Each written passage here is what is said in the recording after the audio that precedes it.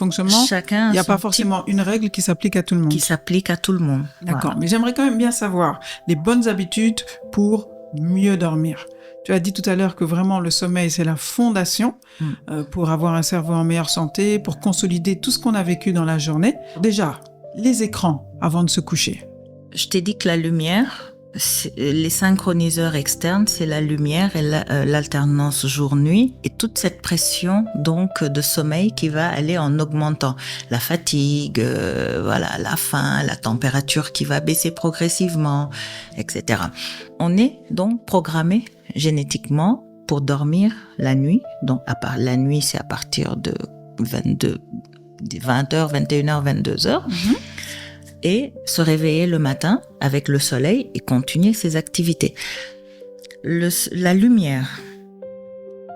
Je t'ai dit aussi que le taux de mélatonine, qui est l'hormone du sommeil, augmente progressivement et s'accompagne en fait avec la baisse de la luminosité.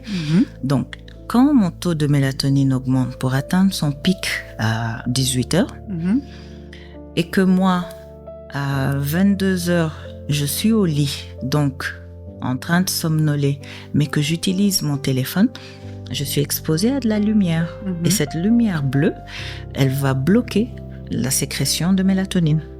Ok. C'est pour ça que la mélatonine, elle est produite quand la lumière diminue. Ok, d'accord. D'accord ? Et donc, les écrans de tous ces appareils, smartphones, tablettes, ordinateurs, ils produisent de la lumière bleue.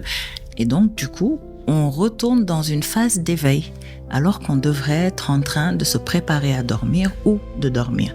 En plus de cette lumière bleue, quand on regarde, par exemple, des vidéos sur un réseau social, un film, il y a du contenu. Et donc, on est en train de créer une émotion. Tu vois ?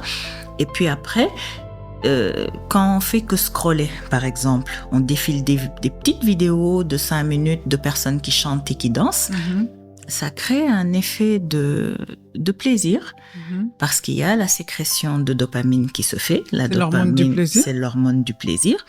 Et puis, comme on aime bien avoir du plaisir, on continue de scroller. Et on a des toutes petites doses qui viennent en shot, tu vois, et ça nous stimule, ça nous permet de rester. Et quelque part, dans notre tête, ça nous dit n'arrête pas, continue, tu y trouves du plaisir, c'est bien. Donc déjà, il y a la lumière bleue qui va bloquer la production de mélatonine, donc décaler mon endormissement. Et après, il y a ces informations-là que je reçois qui constituent un certain intérêt pour moi, qui m'empêchent d'arrêter et de dormir. Et donc, du coup, je peux rester. Puis, subitement, je regarde l'heure, il est 3h. Ça veut dire qu'il faut quand même éviter les écrans au moins 2 heures avant d'aller se coucher. Tu nous demandes beaucoup, là. Ah oui, c'est ça. 2 heures avant de se coucher. Chez l'enfant, il y a des travaux qui ont été faits, qui ont montré que 1 heure d'exposition à un écran correspondait à 15,7 minutes de sommeil en moins. Imagine ce que ça fait chez cet enfant-là quand, par exemple, un enfant a besoin de plus d'heures de sommeil que l'adulte. Quand on donne un écran à un enfant à partir de 18h, il est devant sa tablette, il regarde ses dessins animés, tout ce qu'il regarde. Chaque heure d'exposition réduit de 15 minutes son temps de sommeil. Okay. Et tu vois, imagine si le sommeil est important pour l'adulte, pour l'apprentissage, pour la consolidation des acquis, des émotions. Imagine ce que ça doit être pour l'enfant dont le cerveau est en maturation, dont le cerveau est en structuration. Il retient rien. C'est des informations qui viennent sans lien logique, parfois. Et donc, il retient des bribes de mots, des bribes d'informations. Après, ces enfants-là, il a été prouvé qu'ils vont développer des troubles cognitifs, des troubles de l'apprentissage quand ils grandiront. Donc, autant je dis pas d'écran 2 heures avant de se coucher, autant chez l'enfant, avant 3 ans, c'est pas d'écran du tout. Pas d'écran du tout avant 3 ans. Pas d'écran du tout. À partir de 3 ans, c'est des petites tranches de 30 minutes avec un contrôle du contenu qu'il regarde, parce que dis-toi que l'hormone du plaisir, la dopamine, est sécrétée à tous les âges et elle crée de la dépendance. parce qu'on a envie de vivre cette émotion, cette euphorie, on est content. Et on scrolle, on lâche pas son écran et ça crée une dépendance. Et cette dépendance, elle est plus facilement créée, elle est plus importante quand le sujet est jeune. Donc chez l'enfant, chez le bébé, chez le nourrisson, chez l'enfant, chez l'adolescent. Ok. Donc il faut vraiment faire attention à ces écrans. Faire attention à ces écrans. C'est addictif et ça a des conséquences qu'on imagine. Ça a des conséquences, oui. Qu'en est-il de la température quand on dort ? Est-ce qu'il vaut mieux dormir dans des environnements frais ? Est-ce que la chaleur est un problème ? Alors, quand je dis préparer sa nuit, tout ça, ça compte. Ok. On sait que pour dormir, il faut que la température du corps soit basse. Elle diminue progressivement au cours de la journée, mais si on peut aider le corps à ramener sa température à une bonne température idéale pour dormir, on peut l'aider. On peut prendre une douche, pas trop chaude, pas trop fraîche, pour se rafraîchir. Après, on organise son environnement de sommeil. Il faut un lit confortable, il faut une chambre, un endroit pour dormir, parce qu'on ne dort pas debout, on dort couché. Il faut un lit.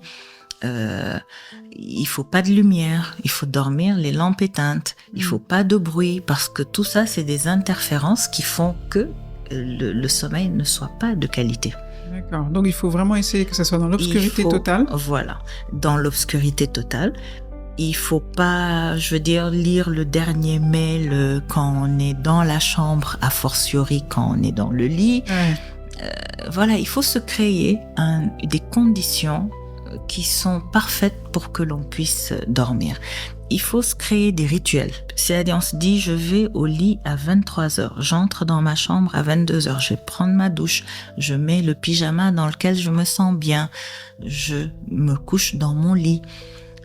Il n'est même pas recommandé de lire dans son lit. C'est-à-dire, quand on a envie de lire 2 lignes, on le fait à côté de son lit. De sorte que le lit soit juste pour dormir et pour l'intimité, bien sûr. Mais juste pour dormir. Et donc, ça va améliorer la qualité du sommeil.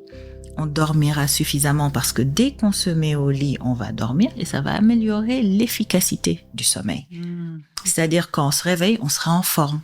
On aura le sentiment d'avoir bien dormi, d'avoir eu un sommeil réparateur. Donc, de la même façon qu'on peut avoir une routine du matin, là, pratiquement, ce que tu nous dis, c'est il faut une routine du soir. Il faut une routine du soir. Ouais.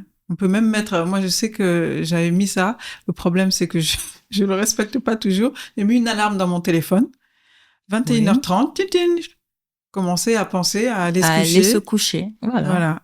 Avec effectivement différentes étapes. Jusqu'au sommeil. Exactement.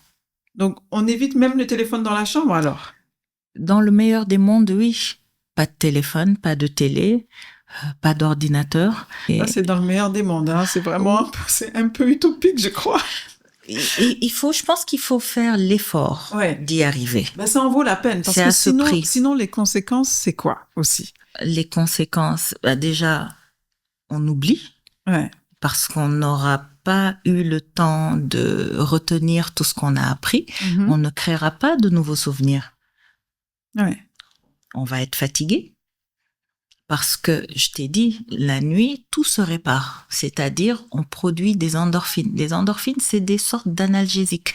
C'est comme des antidouleurs. On produit des hormones, on produit des substances, on lutte contre l'inflammation, on régule son métabolisme de base, de l'utilisation du sucre, la répartition des graisses, l'organisation de la faim, du sommeil, de la faim, de la satiété, tout ça, ça se passe quand on dort. Et même quand on fait du sport, le muscle, il se construit pendant le sommeil aussi. Le muscle se construit pendant le sommeil. Les os, ils s'allongent pendant le sommeil.